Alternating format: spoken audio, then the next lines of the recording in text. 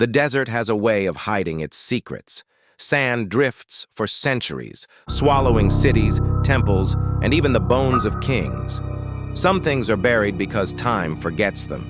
Others are buried because they are meant never to be found. I was part of a small team of archaeologists, funded not by universities, but by private collectors with too much money and too little patience. We were chasing rumors, whispers of a pyramid unrecorded in any scroll or map, hidden far beyond the Valley of the Kings. Local guides refused to take us. They said there was nothing but cursed desert out there. We thought that was superstition. Now, I know better. It took us 10 days by camel to reach the site. The desert was merciless, stretching in all directions like a burning ocean. But on the horizon, we saw it. A shape too sharp to be a dune, half buried, its black stone cutting against the sky. A pyramid, smaller than Giza's giants, but older, darker, untouched by time. The entrance was already open, as if waiting.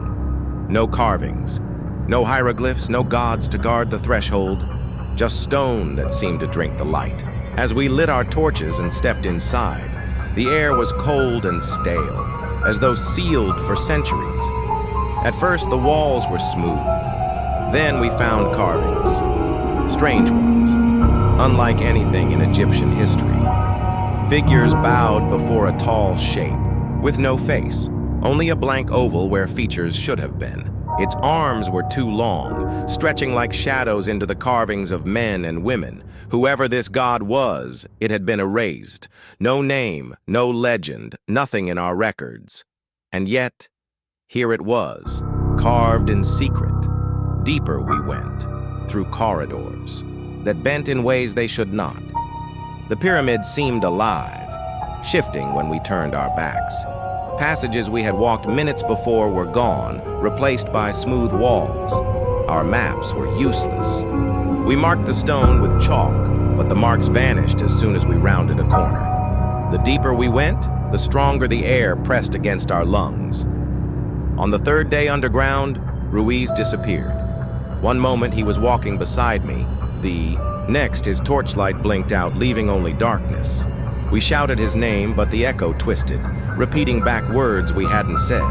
When we followed, we found only his pack, and the outline of his hand burned into the stone, fingers splayed as though he had been pulled into it. The hieroglyphs changed the deeper we went. At first they were prayers, warnings, desperate scribbles begging for mercy. Then they became something else. Words that bent and curved in impossible ways, as though written for eyes not human. My mind ached when I looked too long. One of the others, Daniel's, tried to copy them into his notebook.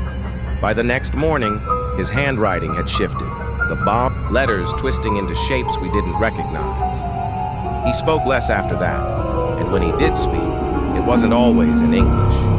At night, in the torchlight, I began to see movement. Shadows stretching along the walls when none of us moved. Fingers brushing across my shoulder when no one was behind me.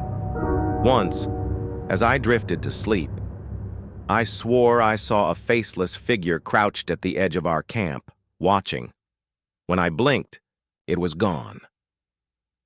On the 6th day, we reached the chamber. A vast hall beneath the pyramid, pillars carved into shapes of bodies kneeling, their faces worn away. At the far end stood a sarcophagus, taller than a man, carved of black stone that shimmered, as if wet. Around it, the carvings told a story, or maybe a warning. The faceless god rising from the desert, feeding on those who named him, erased from history not because he was forgotten, but because remembering him gave him power. Daniels went mad then. He screamed that the god's name was in his head, that it wouldn't stop whispering. He ran to the sarcophagus and pressed his ear against it. He said he could hear breathing inside.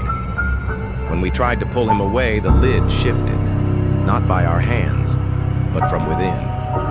A crack of darkness opened, and a breath colder than the grave swept over us. The torches went out. In the dark, I heard them. Footsteps too many to count, whispers in 1,000 tongues. Hands, soft and cold, brushed my face. I ran. I don't remember how. The pyramid twisted around me, but somehow I found the desert again, the burning sun blinding me. I collapsed into the sand, alone. When I woke, I was back in Cairo. No one believes me when I say I walked from that desert.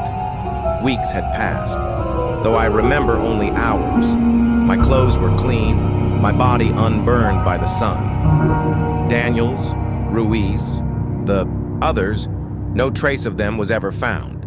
But at night, when I close my eyes, I see the faceless figure, waiting, whispering, shifting the walls of my room. I don't know its name, but it wants me to. It wants all of us to. And I fear the day when I finally remember.